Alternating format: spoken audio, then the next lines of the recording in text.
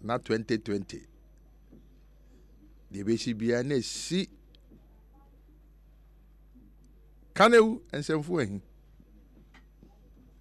moson for Kofi Capital maba ene April bosome etoso ene dunwotwe echina yesi Good Friday before grow nko na echina manfo so ye holiday metetete amono ne Good Friday anya holiday o ti no omukro no etumpon no kwa America ene eye fiada eye working day o ko Europe ene eye working day even Rome hokra sebe yes Christ som na start free ye no ene kra anya holiday enso Ghana de yes china eye holiday na kure beji de tumpon most of Kofi Capital my back ene me asem bia ekoso ne me de se yeso man panyini wo share municipal and district assemblies any key stakeholders about review on performance netie for me bisa wujidi pa sa onpotem a wote no said this DC sense MC adwuma pa o man panyini ka se wo ye no se nipa no se adwuma no wo ya na yeti ha yempotem efi ena emini yen illegal construction ena ekoso pollution and uba ho no obi wo next door eja kuhuhu adanya ni fie enema ehian no wasesa aboa no etwaja atum na me bisa se enti municipal and district assemblies executives no one mandate yen Ghana for including the local government minister yen Ghana for yedi amom no who review no wapanyini ekwakoye na se who review the itefo muna motim mpatem ena munim de ekoso flash staff house mi omutie mi pa o omutie mi pa because o say me kana mawu enu kro ba ko pe no kro nya mienu ba ko pe entro ena be wa ha ko wu twa ntro ba ko so twa ba ko na se twa ba ko na se twa ba ko ti me bebi sam mo amuntumanum to na o mutie of flash staff house na hu say review na man panyini wodi tumi ahye nkrofo bi nsa se omunya adwuma ma man panyini nya enimonyam no enyam bia sa nkrofo no se adwuma no mo ya na that's the question ye mo bi post ye man no every necessary niam bia wo hia ya man car obi kro ni car ye mienu okay ya man no enima be he me koka amafo say me in my opinion Kumasi Metropolitan Assembly most of the Accra Assembly I say all the assemblies in Greater Accra ena takrade Kofi kwesi mintima our friends ke den from say omo okay Cape Coast Keye first Kenya say Kenya say una free okay say pakwesi unweni wo commander Edina Eduafo ba kan ho commander Edina Eduafo Cape Coast municipal assembly Koforidua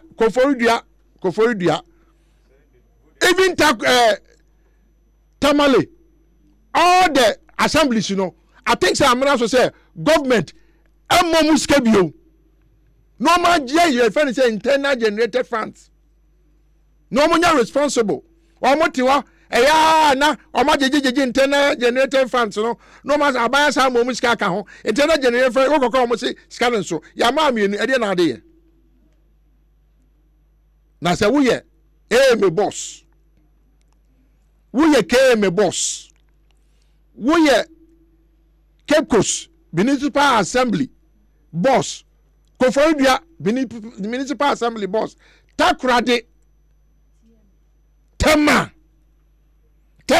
factories in industries you go on. Why can't you make money? Mibisao Tamale Asa Identity into me and internal generated funds. De biaji aban ye task akrana abaji ono kran so no na wode kwa akoye impuntunjuma baby no ni asade ama assemblies no ye say district assembly common fund no akoje asamono no what you ma yes assemblies ni bi ehiamoa. There's no two ways about it. Say we assembly say wa any upper east and upper west area honomo ebia even at all ho kra no ho assembly. You don't need money from government if you do your things right. There are some assemblies that might need support.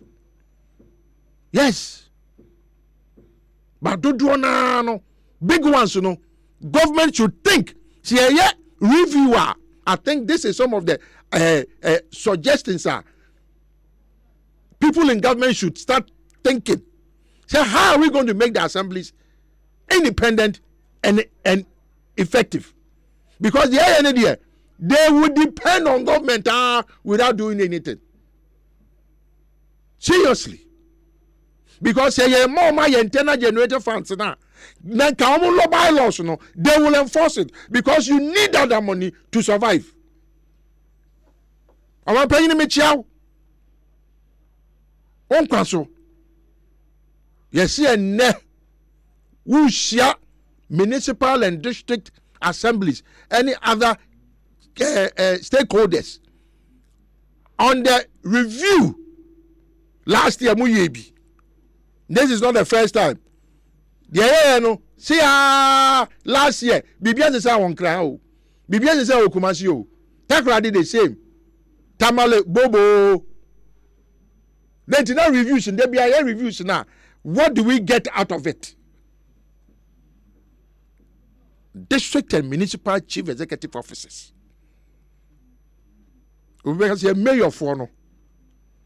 And then no more. Ayeti Kruma. Ghana ni bia be ka kire wo say assemblies ni nyina adwuma wo mo ntimi nye abaye kura ye kura na ye politics abaye nkra koka obi ono odi table abesi kwan finfini a e wo say mefo ana tie mefo timi tunu no wo se aye ne eto abenti no mamintra street kwan mu ka bebo no etwifa no so na kunu di a wo se abanye oden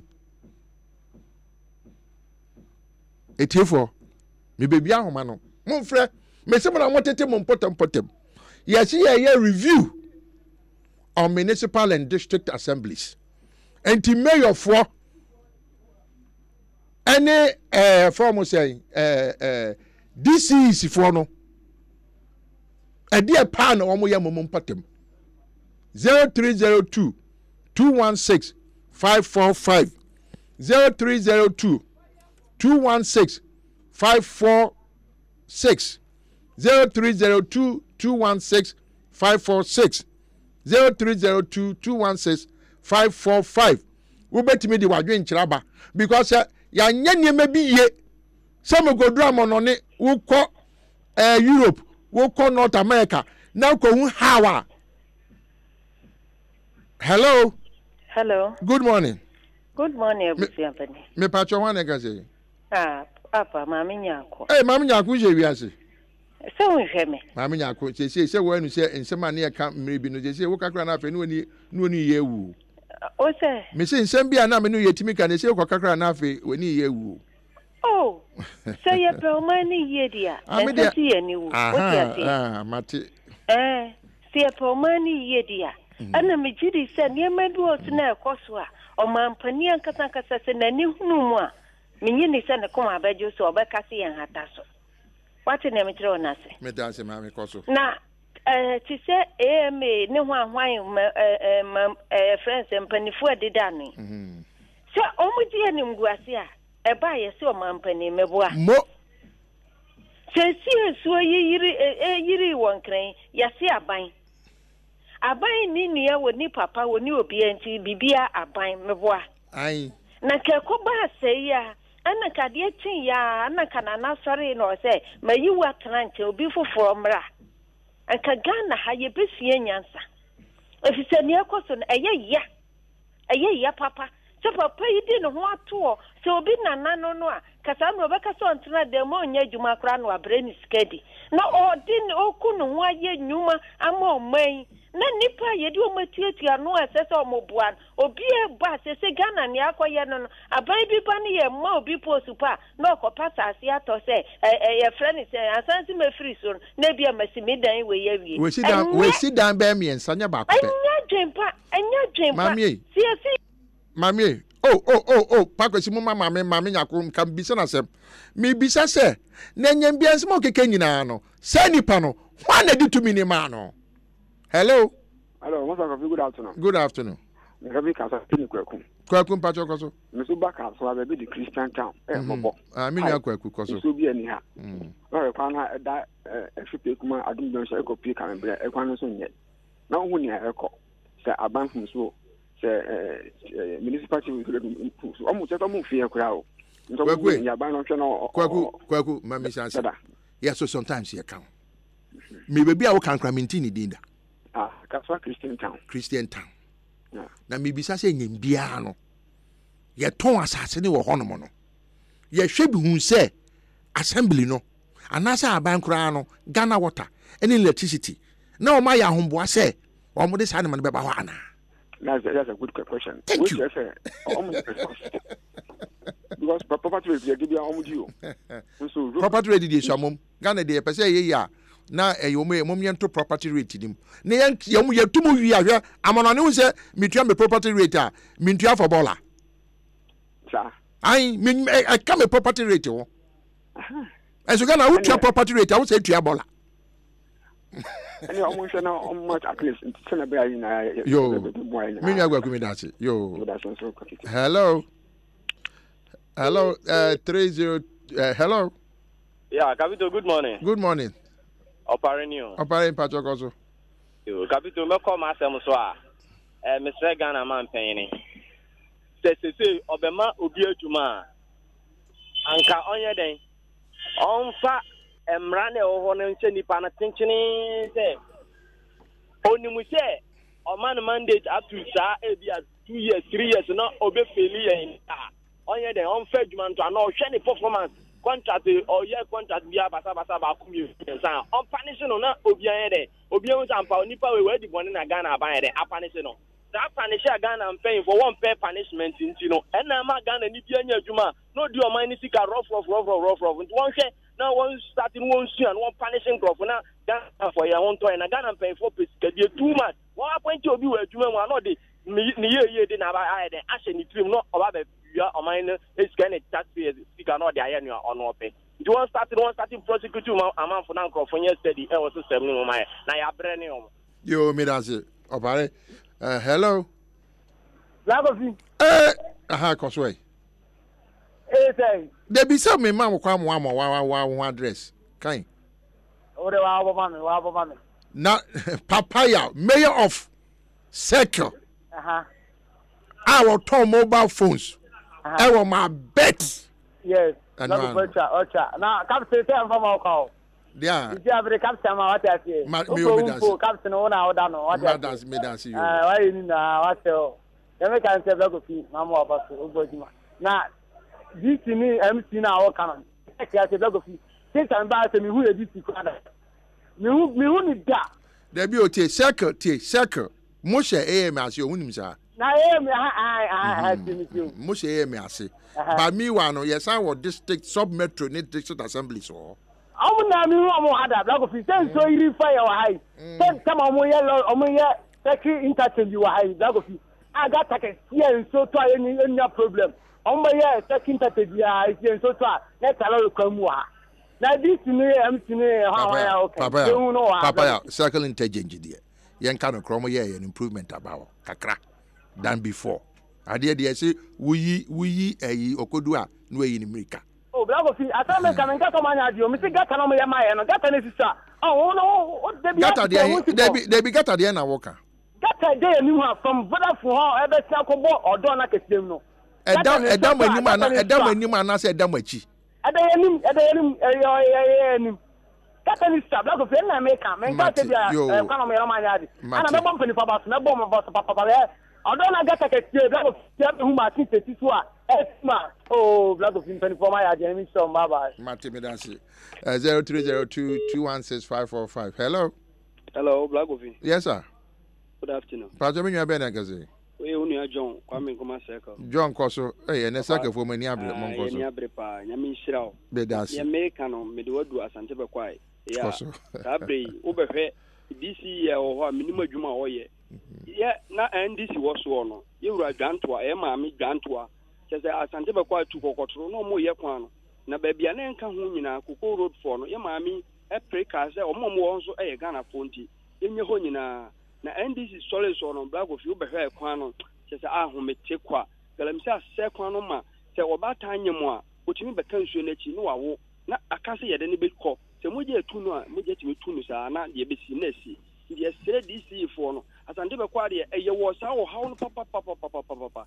Yes, a buying channel in my Senioyan, when you ya, Kufado, or Mampania Kufado, or quite when you feel, and yes, I will be good and massy 2020 and a wahayao. Naoyan also yet Mamufoy Cosalino. Yes, in this uncle ya, Kumutina didn't be seasonal. Sacrona, Sada number 4. In the one on to near me. Nipa be or hair on one Pamono, simple, Medasi. Miss Medasi. 030. Hello. Good afternoon. Afternoon. I program mo kasa fa ho I very important about Madam Nyamensha I me kasa friteshi ogbogun baby oral school na wo ho no sia.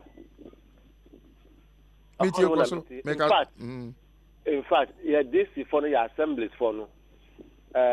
Menim mentumi ho asem kwa meka afa mo poti enso no ayedin afisa oba hwa ye kwan a nso tobra e ba harwe sisi anu bebre na adana dwundwin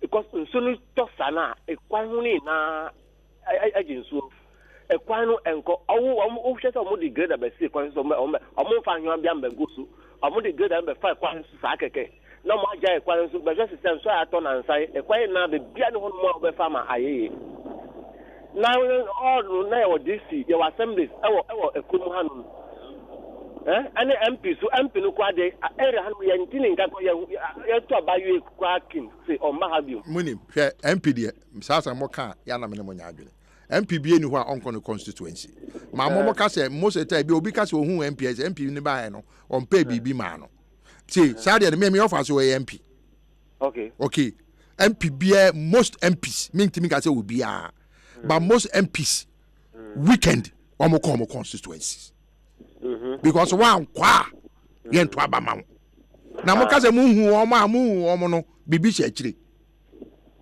me da say anti offer bibi she akire ya well ebia wo de ntisa o ebia wo de ntisa but me pa kire say MP bi eni ho no ma tie wonim wo pa MP na me makasa asem we say MP for me mistake ma me ka some cho say wo ye NDC MP a wo ko no constituency a wo ko NDC party office okay no afre chairman no afre woman organizer no afre organizer no afre secretary onka say constituency for ni nyina obi amra wo ye MPP ni so a the same thing wo ye and today bia na I say other people now wọ́n ka ebia party na wọ́n power no nsema e ko no wọ́n ntibi dem ka what ase e ande me daddy Matias o man sa na beti mo ma ye ande mo mi anka na nsa mi nwa me da ase why hello Coffee. Yes sir yes madam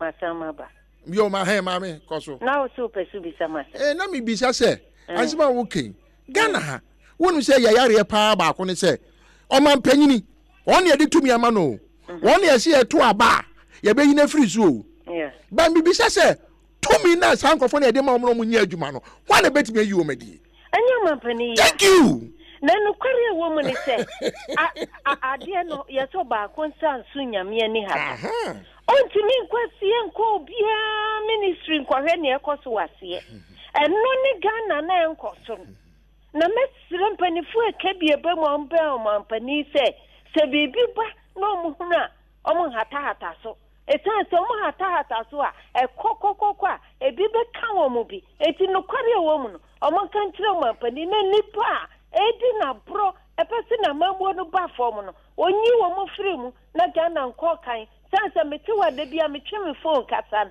enya kasa na me po Kofi Ghana thank you here the case buy ebi aba me fie sani ye pe no eti o man no kwaso na te na me wo fie ni suo to a na me baby wo kroma na me sun visa hwe ye suo be fa no wo ye wo hye wo nu fie me mami Kofi that's my walking de me so make me minim de make no say wo koka no kore wo Ghana ha no aye tamfo eti no program ni di KANAWU atemku na me kire no because the me to abasa obi ma me mama brabo enye ye o mse obi mama brabo enye ye obepa me chow akaten se wo sere me pa chow to ma me a me ba ABCD na me ye sa na wo koka ye se ade na wo ka na wo beji empanidie na to ho na obotom na wo twibu obotom no manfo ti woni e papa ni 3 so dawru aden Ghana for empa de pasta Mami fasi aja na wia bonya sa meka ne enka me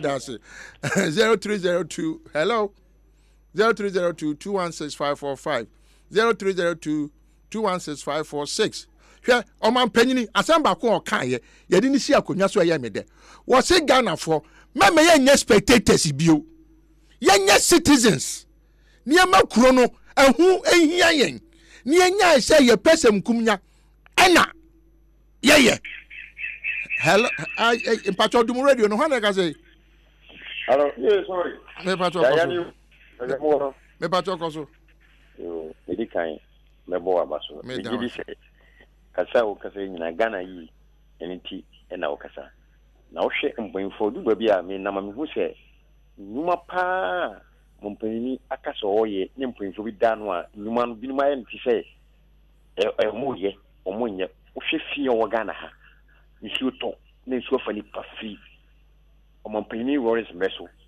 a babisi tenje nsuo beto bia fa nipa o hwa papa je kum preso na metima ka se o ye nyuma bia bata kase wo second na de na bua kaka ene papa na kufu ado aba mpanfo da yi na so still nsuo e fa nipa ndi e bese se setu mi na moda momo no di pa no mudi tu menye ye aya na we kakra me de nsuo to de kra na me wura wan kasa hwe ekroma ewo me ade bi kwaso ha me yati Ministry of Environment separate and yati Ministry of Sanitation. Now Ministry of Sanitation and Environment, what's the difference? Environment and no ebini sanitation. Me be so and to say baby you bronicas environment enya baby a wo tie ne mframa e fa ho ne niam e koso wo for pariso o free rokoko kanesia bisi kutuku ya sisa obakata patlaza finkwa asa me nyini oda akoma junction and na me koja akoma junction na me bu afu because me fie e woda akoma junction me ka last time kra me call because in some fu e koso ho and some fu e koso ho no ma ye see ye wo MCs ye wo DCs ye wo local government minister ye wo environmental minister ye wo sanitation minister odoko and some fu na me komu me nkura blame still higher west ya pake cars this is what sa ohin no koso oh ya me chira no juma pa we ohin no koso 0302216 hello 03022165545 03022165546 hello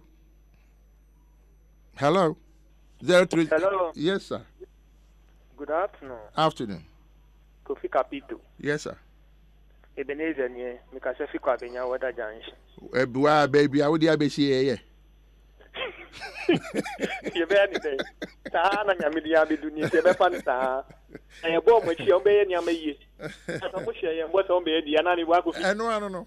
Yeah, no say Ghana no. Me transitin na me bisa me ho say o say aye say ya ye to aba no ye be ya asomfo. Na omo ye to aba ma omo be ye we masters instead of being servants.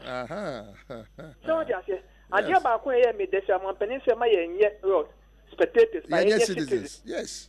But ultimately say penin kan say wie ye no pe. Ultimately say wa kan say ye nye ye den. Ye nye citizens but ma ye spectators. But be bisa won say na so afo na wa pa omo no. Omo ye spectators and omo ye citizens. Me kai minister bi aye pa no ye sanitation minister. 3FM for interview no ka che omo say onye den. Onye bolaman. So what say me when we fi say den ya man is sanitation minister. Na sanitation o the battery my say. Bola. So what you say? Into the I don't know say too many question mo say na asa homa so hu na abo mo mo say. Into ye aye timam for ye agency e be kan. Ye be criticizing in the such a way as one say ye pa mo so mo be ye den. On be di juma. So what you say? Into me da wase. Ye mo mo yan ka mo be o mo because say Ghana yan ka de bi aye fi ba ye hu be bi aye den ye ko. I bring a benya say ye hu tutu abrofo. Na be say so be say odi hu tutu abrofo. Abrofo no mo di because anka mrani e wo kro no mo ye ja mo sa anka fi say abrofo. Wa hene me free Dubai by 10 days ago. Dubai o. Na me see am bisa me ade be chimadwene.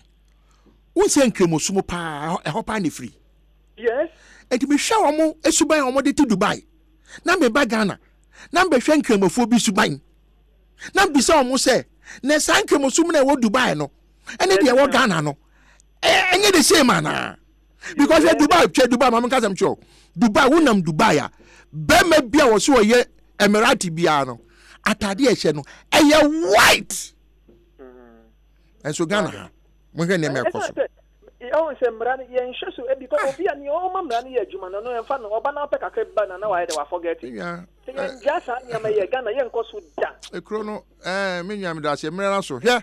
Mo me enka because Ghana yanka. Ye be pay mo aka because Ghana ye me no me no ye man nkofo kakra bi pay de o mo pese kum nyento mu so man no. Ye be kan ko pinta mo be ja ye me da. Ye ni kro bia ye bekom apart from Ghana kro we. Edi se ye ka na se wo a wote akonwa no so no ana wo e di position na ma no etwiwa ye papa mienka so ye papai aya mentia so kwesta wo kra che ko force men kan kire wo se me fa photo and to Facebook because marketing na me ye no mintimi nton ade a o mu hu